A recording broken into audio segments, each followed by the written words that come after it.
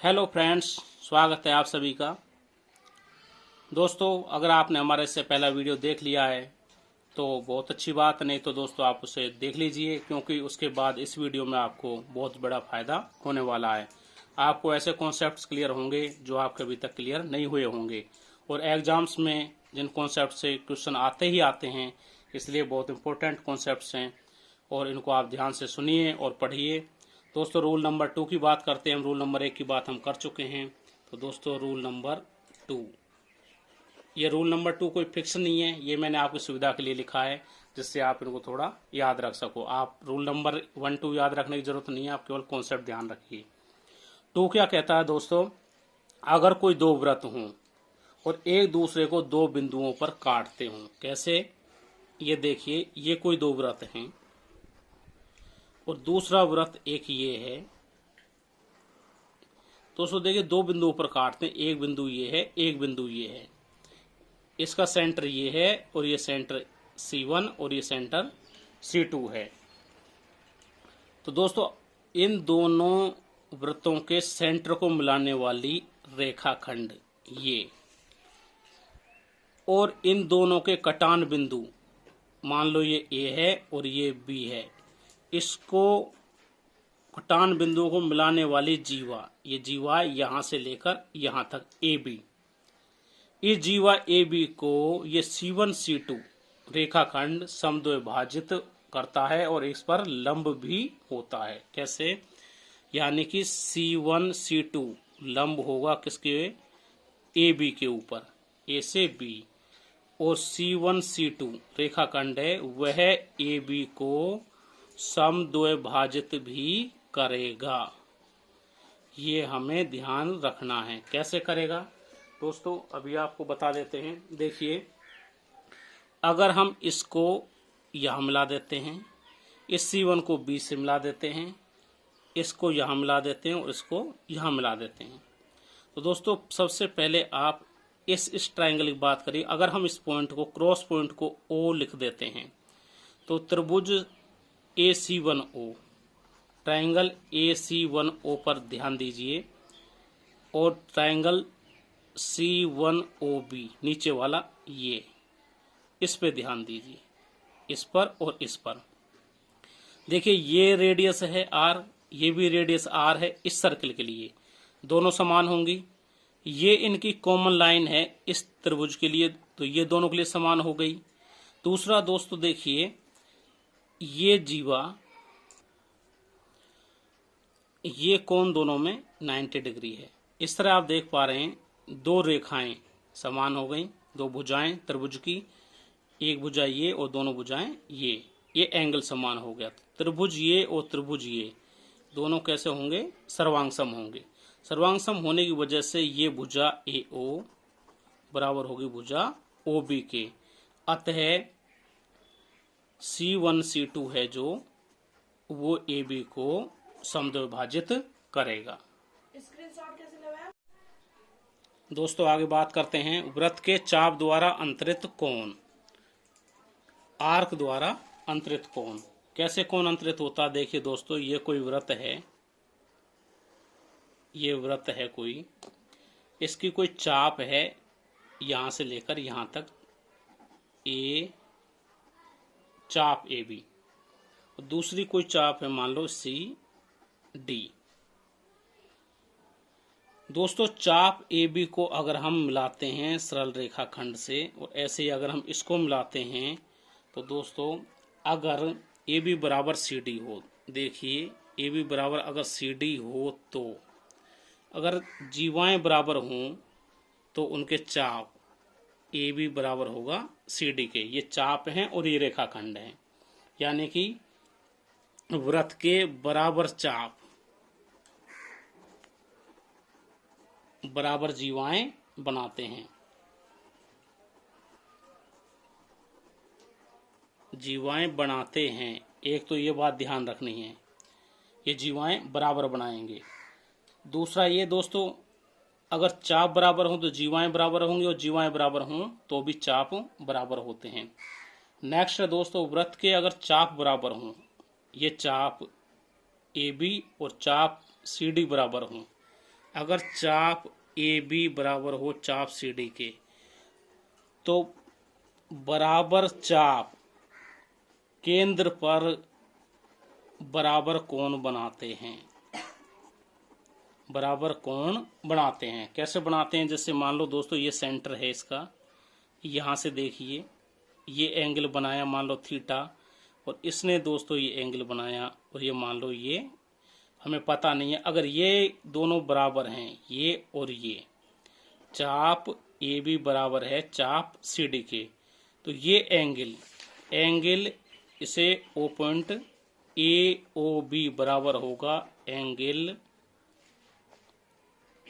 D O सी के। ये हमेशा होगा। क्यों होगा इसके बारे में अभी आपको बता देता हूँ। देखिए ये रेडियस है, ये भी रेडियस है, और ये रेडियस है, और दोस्तों ये भी रेडियस है। इन दोनों ट्रायंगल की बात करेंगे, ट्रायंगल डी ओ सी और ट्रायंगल ए ओ बी, दोनों की दो भुजाएं बराबर हैं। तो दोस्तों ये हम पहले से लेके चल रहे हैं, इनकी ये भुजाएं भी बराबर हैं। तीनों भुजाएं बराबर हो गई दोस्तों। सर्वांग समता प्रॉपर्टी से ये त्रिभुज और ये त्रिभुज आपस में सर्वांग सम होंगे। ये सर्वांग सम होंगे तो दोस्तों इनका ये एंगल भी बराबर होगा। अतः दोस्तों बराबर जीवाएं भी कोण पर बराबर चाप बनाती है। अगर जीवाओं की बात करें तो दो जीवाएं होंगी, क्योंकि जीवाएं बराबर होती हैं तो चाप भी बराबर होते हैं, इसलिए चाप भी सेंटर पर बराबर कोण बनाएंगे अगर वो आपस में बराबर हों तो। दोस्तों नेक्स्ट प्रॉपर्टी की बात करेंगे। ये प्रॉपर्टी 1 थी। प्रॉपर्टी 2 दोस्तों, किसी चाप द्वारा अगर केंद्र पर कोण बनाते हैं, किसी चाप द्वारा केंद्र पर बना कोण, उसी चाप द्वारा अगर परिधि पर कोण बनाते हैं तो उसका वो दुगुना होता है। कैसे होता है दोस्तों? देखिए ये हमने एक वृत्त बनाया, इसका एक चाप है ए बी, ये चाप है। क्योंकि चाप से जो प्रॉपर्टी सेटिस्फाई होगी वो जीवा से भी होगी, तो अपन जीवा के लिए बाद में बात करेंगे। और ये इसका सेंटर है, तो इस चाप के द्वारा सेंटर पर दोस्तों हमने एक कोण बना दिया, ये एंगल है। अब इसी चाप द्वारा हम परिधि पर ये एंगल बनाते हैं। देखिए ये हमने एंगल बनाया, ये एक एंगल ये है, ये सेंटर ओ और ये मान लीजिए सी है। तो थ्योरम का कहना है कि एंगल ए ओ बी, ये एंगल दुगुना होगा angle of A C B. ये एंगल इस एंगल का दुगुना होगा। कैसे होगा इसको हम अभी प्रूफ करते हैं। देखिए अगर हम दोस्तों देखिए यहाँ से सेंटर को मिला के हमने ये लाइन आगे तक खींच दी, तो ये इसको दो त्रिभुजों में डिवाइड करती है। एक ट्रायंगल तो ये है देखिए इधर, और एक ट्रायंगल है दोस्तों ये। दोस्तों ट्रायंगल मैं आपको पहले ही पढ़ा चुका हूँ, आप हमारे पुराने वीडियो देख सकते हो, उसमें ये सब बताया हुआ है, उनका ही ये यूज है। इसलिए मैथ में क्या क्रम बाय क्रम हमें पढ़ना होता है, इसलिए आपको ट्रायंगल पहले कराया है और वृत्त हम अब करवा रहे हैं। और दोस्तों आपको सूचना के लिए मैं बता देना चाहता हूँ, आने वाले कुछ टाइम बाद अभी हम आपको वृत्त का टॉपिक पूरा करा के इसमें कुछ थ्योरी के वीडियो होंगे और कुछ क्वेश्चंस के होंगे जो इम्पोर्टेंट क्वेश्चंस हैं। उसके बाद में हम एक राजस्थान पुलिस के सीरीज शुरू करेंगे, जैसे आप देख सकते हैं। और वो राजस्थान पुलिस का जो मैथ रीजनिंग होगा वो आपके रेलवे और कई एग्जाम्स में भी काम आएगा। तो आइए दोस्तों दोनों ट्रायंगल्स की बात करते हैं। देखिए ये और ये दोनों त्रिभुज की रेडियस हैं आर, ये दोनों बराबर होंगे दोस्तों। ये इनकी कॉमन भुजा है इस ट्रायंगल के लिए और उस ट्रायंगल के लिए, तो दोस्तों ये भी आपस में बराबर होंगी। दोस्तों ये भी रेडियस है, ये भी रेडियस है, ये भी रेडियस है, तीनों बराबर हुई। तो सबसे पहले इस ट्रायंगल को देखिए, ये दोनों भुजाएं तीसरी भुजा से बराबर कोण बनाते हैं। समद्विबाहु त्रिभुज की प्रॉपर्टी है। तो अगर ये एंगल मान लो x है तो ये वाला एंगल भी x होगा। और त्रिभुज की प्रॉपर्टी से दोस्तों अगर दो आंतरिक कोणों का योग त्रिभुज के तीसरे कोण के बहिष कोण के बराबर होता है। यानी ये त्रिभुज है, इसका तीसरा कोण ये, इसका बहिष कोण है ये वाला कोण कितना होगा दोस्तों 2x, इन दोनों के योग के बराबर। ऐसे ही ये दोनों भुजाएं समान हैं। ये समद्विबाहु त्रिभुज की प्रॉपर्टी से अगर ये एंगल y है तो ये एंगल भी y ही होगा। इसके तीसरे एंगल का बहिष कोण ये इन दोनों के योग के बराबर होता है, तो ये होगा दोस्तों 2y। तो दोस्तों यहाँ का एंगल देखिए, यहाँ पे बना एंगल कितना है एंगल ए सी बी बराबर एक्स प्लस वाई और एंगल ए ओ बी देखिए ये 2x था और ये 2y था, 2x प्लस 2y बराबर 2x प्लस वाई। इसको हम लिख सकते हैं twice of angle x plus Y क्या है ए सी बी। तो दोस्तों इस तरह हमारा प्रूफ होता है कि किसी भी जीवा या आर्क द्वारा, इस आर्क द्वारा केंद्र पर बनाया गया कोण उसी आर्क द्वारा परिधि पर बनाए गए कोण का दुगुना होता है। बहुत इंपॉर्टेंट रिजल्ट है, इस पर एग्जाम में क्वेश्चन पूछा जाता है, आप अच्छे से ध्यान रखिए। दोस्तों नेक्स्ट बात करते हैं अर्धवृत्त का व्यास। कोई अर्धवृत्त है उसका व्यास परिधि पर समकोण बनाता है। जो कोण बनाएगा वो क्या बनाएगा, समकोण बनाता है। कैसे बनाता है, देखिए कोई ये है अर्धवृत्त बना रहे हैं हम, इस तरह से अर्धवृत्त है, यहाँ इसका सेंटर है, ये आर है तो ये भी आर होगी, ये इसकी परिधि है। इन दोनों भुजाओं द्वारा परिधि पर, मान लो ये परिधि है, इसको हम मिलाते हैं ऐसे, ये मिलाया हमने, इनका नाम रख दिया ए बी सी। तो ये एंगल हमेशा क्या होगा 90 डिग्री का ही होगा। कैसे होगा देखिए थोड़ा सा ध्यान से, अगर इस पॉइंट को हम सी से मिला देते हैं, देखिए मिला दिया तो ये दो त्रिभुजों में डिवाइड हो जाता है। तो यहाँ देखिए ये वृत्त की त्रिज्या है आर और ये वृत्त की त्रिज्या आर है। अगर ये एंगल एक्स होगा तो ये भी एक्स होगा, समद्विबाहु त्रिभुज की प्रॉपर्टी से। ऐसे ही दोस्तों नेक्स्ट देखिए, यहाँ पर देखिए ये रेडियस आर है और ये भी रेडियस आर है। यहाँ एंगल अगर वाई होगा तो ये एंगल भी वाई ही होगा। अब यहाँ से देखिए ये एंगल पूरे ट्राइंगल को देखिए, ये एक्स ये वाई और ये दोनों एक्स प्लस वाई। त्रिभुज के तीनों आंतरिक कोणों का योग आप जानते हैं कितना होता है 180 डिग्री। तो इनको ऐड करिए, ये एक्स प्लस वाई है, एक्स प्लस वाई प्लस ये एक्स प्लस वाई बराबर कितना होना चाहिए 180।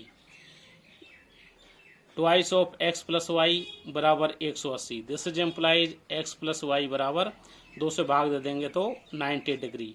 यानी कि ये कोण पूरा हुआ एक्स प्लस वाई और कितना हुआ 90 डिग्री। अतः अर्धवृत्त का व्यास, ये अर्धवृत्त और इसका व्यास परिधि पे कभी भी एंगल बनाएगा तो 90 डिग्री का ही बनाएगा। दोस्तों नेक्स्ट बात करते हैं, वेरी इंपॉर्टेंट रिजल्ट। दोस्तों एक ही चाप द्वारा, वृत्त का कोई एक ही चाप है, उसके द्वारा वृत्त के शेष भाग में अंतरित सभी कोण बराबर होते हैं। कैसे, वृत्त के एक ही चाप द्वारा, मैं शॉर्ट में लिख रहा हूं, एक ही चाप द्वारा वृत्त के शेष भाग पर अंतरित कोण बराबर होते हैं। कैसे होंगे देखिए, ये वृत्त है, ये इसका सेंटर है और ये चाप है हमारा ए बी। अगर हम ए बी से इस चाप द्वारा परिधि पर कोण बनाते हैं, देखिए एक तो हमने इसको ऐसे मिला के बना दिया, एक देखिए दोस्तों हमने इसको ऐसे मिला के बनाया और एक हमने इसको इस तरह मिला के बनाया। अगर ये एंगल मान लीजिए एल्फा है तो ये एंगल भी एल्फा होगा और ये एंगल भी एल्फा होगा।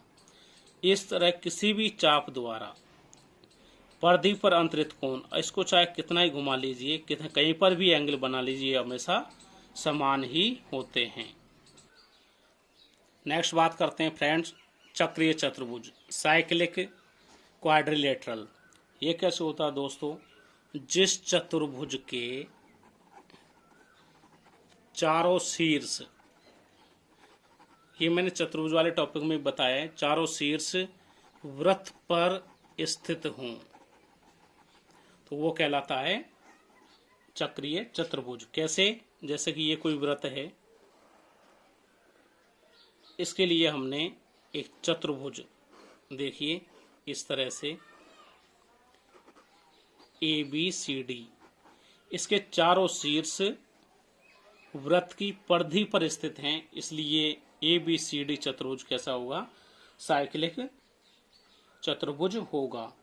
साइक्लिक चतुर्भुज के लिए कुछ प्रॉपर्टी हैं, जैसे हम बात करते हैं नंबर 1, इस साइक्लिक चतुर्भुज के सम्मुख कोण समपूरक होते हैं। सम्मुख मतलब ये इसका सम्मुख है और ये इसका सम्मुख है, आमने सामने कोण। समपूरक का मतलब वो कोण जिनका योग 180 हो। तो चक्रीय चतुर्भुज के नंबर 1 सम्मुख कोण समपूरक होते हैं।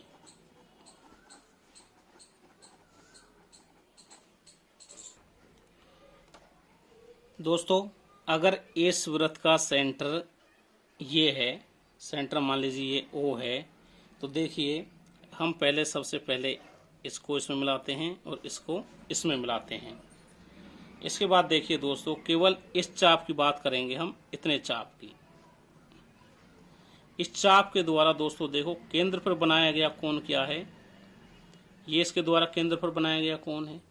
अभी हमने थ्योरम प्रूव की थी, किसी चाप द्वारा केंद्र पर बनाया गया कोण चाप द्वारा परिधि पर बनाए गए कोण का दुगना होता है। यहाँ पर कोण कितना है, परिधि पर कोण D है, तो यहाँ पे कोण दुगना होता है इस चाप द्वारा, तो ये हो जाएगा एंगल 2D। ऐसे ही दोस्तों अब हम इस पर शेष इस चाप की बात करते हैं। इस चाप द्वारा केंद्र पर बनाया गया कोण कितना है, देखिए केंद्र पर बनाया गया कोण ये है। ये कोण शेष परिधि पर, शेष परिधि ये से बनाया गया कोण क्या है B, इसका दुगना होता है, यानी कि इसका दुगना इधर होगा 2B। लेकिन अब आप जानते हो किसी बिंदु पर चारों तरफ कुल कोण कितना होता है 360। कुल कोण किसी बिंदु के चारों तरफ होता है 360, इसलिए 2B + 2D बराबर कितना हो जाएगा 360, अर्थात B + D कितना हो जाएगा 360/2 यानी 180।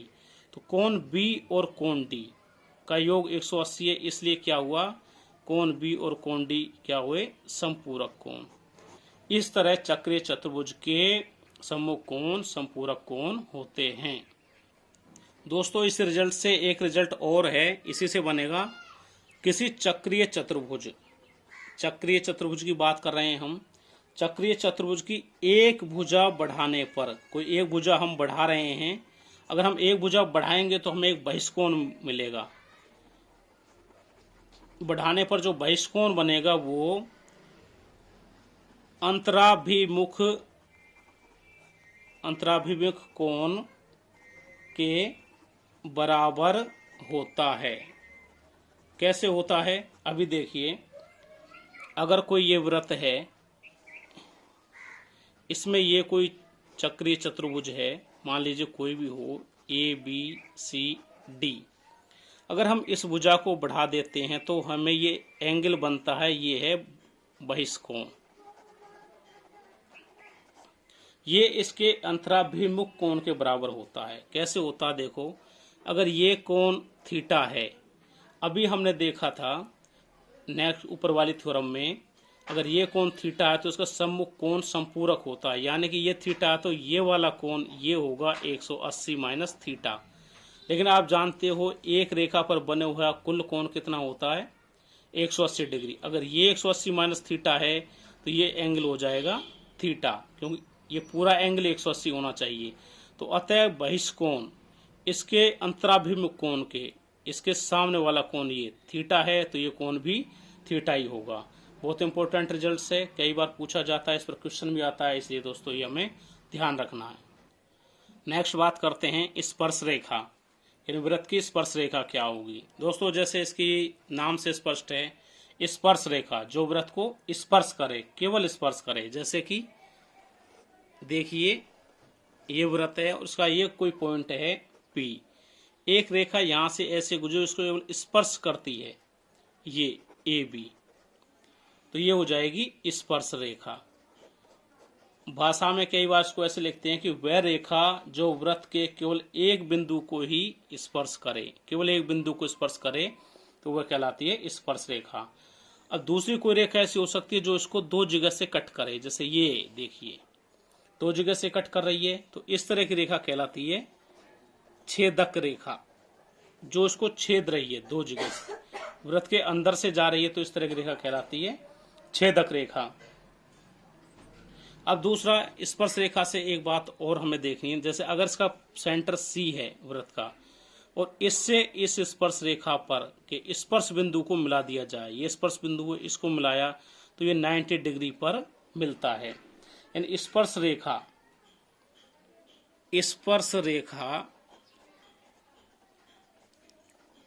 के स्पर्श बिंदु को अगर केंद्र से मिलाते हैं, केंद्र से मिलाने पर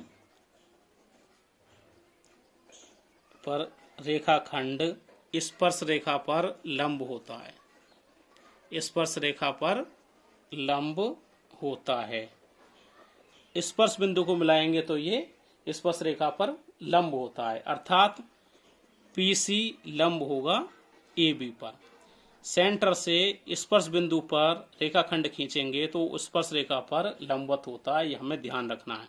एक छोटी सी बात और देखेंगे हम, देखिए जैसे कि ये एक वृत्त है, उसके अंदर पॉइंट है P। दूसरी स्थिति ये है कि ये वृत्त है, इसके परिधि पर पॉइंट है P। और तीसरा ये है, ये वृत्त है और एक बाहर पॉइंट है P। 3 कंडीशन है, P पॉइंट वृत्त के अंदर हो, परिधि पर हो, बाहर हो। अगर ये अंदर है तो इससे हम रेखाएं खींचते हैं, देखिए इससे होकर जाने वाली रेखाएं खींचें, देखो कितनी भी खींच सकते हैं, लेकिन ये सभी होंगी छेदक रेखाएं, छेदक रेखाएं होंगी ये। यहाँ पर स्पर्श रेखा हमें एक भी नहीं मिलेगी। स्पर्श रेखा क्या होगी? 0, अगर बिंदु P वृत्त के अंदर है। अगर बिंदु P परिधि पर है तो हमें मिलेगी एक स्पर्श रेखा। जैसे अभी ऊपर आपने देखा, यहाँ इसको अगर हम ऐसे मिलाएंगे तो हमें केवल स्पर्श रेखा मिलेगी एक। अगर स्पर्श कोई बिंदु वृत्त की परिधि पर स्थित है तो उससे होकर जाने वाली स्पर्श रेखा मिलेगी हमें एक। अगर बिंदु P बाहर है वृत्त से तो उससे होकर जाने वाली स्पर्श रेखाएं, देखिए एक तो ऐसे मिलेगी और एक ऐसे मिलेगी। इस बिंदु से होकर गुजरने वाली स्पर्श रेखाएं अगर बिंदु वृत्त के बाहर है तो स्पर्श रेखाएं होंगी 2। इस पर भी आपसे क्वेश्चन या इंटरव्यू में कहीं पूछा जा सकता है। अगर इस रेखा को P से इस पॉइंट को हम T1 और इसको T2 लिखते हैं तो यहाँ पर एक बात और याद रखनी है, इन स्पर्श रेखाओं की लंबाइयां भी बराबर होती हैं। PT1 बराबर होगा PT2, यानी यहाँ से यहाँ तक स्पर्श रेखा की लंबाई, ये स्पर्श रेखा की लंबाई हमेशा बराबर होती है, हमें ध्यान रखना है। तो दोस्तों आज की वीडियो में सिर्फ इतना ही, बाकी हम नेक्स्ट वीडियो में करेंगे। और आपको हमारा वीडियो कैसा लगा हमें ज़रूर बताइए, और इसका फ़ायदा ज़्यादा से ज़्यादा छात्र उठा सकें, इसलिए इसको सब्सक्राइब कीजिए और शेयर भी कीजिए, और जो भी कमेंट्स हो हमें ज़रूर बताइए, जिससे कि हम आपके लिए वीडियो और अच्छे से बना सकें और आपकी ज़रूरत के हिसाब से बना सकें। दोस्तों वीडियो देखने के लिए बहुत बहुत धन्यवाद। पढ़ते रहिए, आगे बढ़ते रहिए। बहुत बहुत धन्यवाद।